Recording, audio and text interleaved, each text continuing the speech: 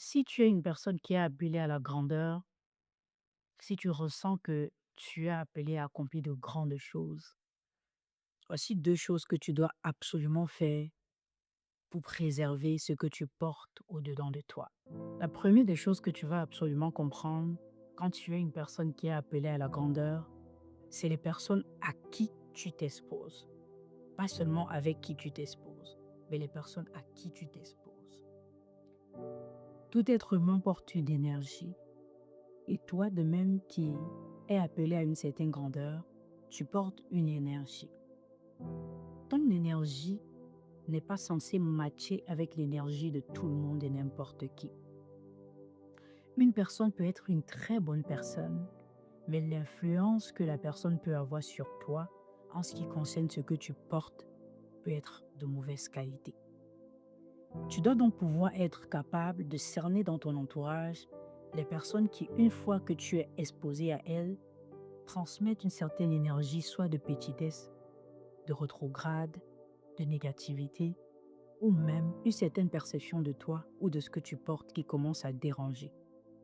J'ai remarqué que quand tu portes quelque chose de grand et que tu t'exposes à certains types de personnes, de très bonnes personnes, mais pas bonnes pour ce que tu portes, tu finiras par retourner chez toi fatigué, comme si on t'avait vidé, comme si quelque chose t'avait quitté.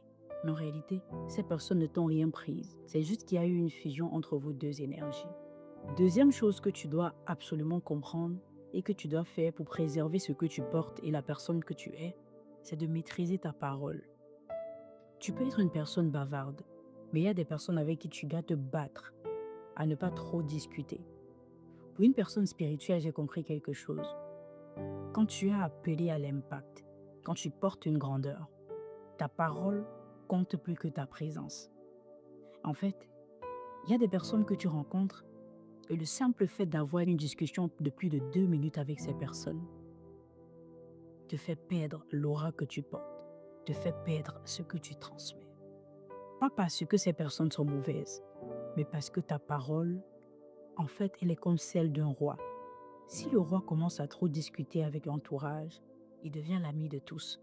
Pas parce qu'il est mieux que quiconque, mais parce qu'il porte la royauté et donc sa parole est royauté. Comprends ceci, ta parole est esprit. Chaque parole qui sort de ta bouche diffuse ton énergie.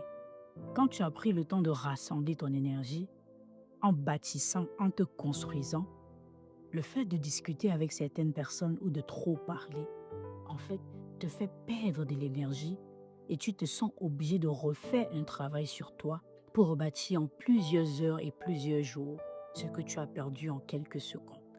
En résumé, maîtrise les personnes à qui tu t'exposes et maîtrise ta parole. Bats-toi, même si tu es une personne bavarde comme moi de nature, à parler très peu quand tu es face à cette personne.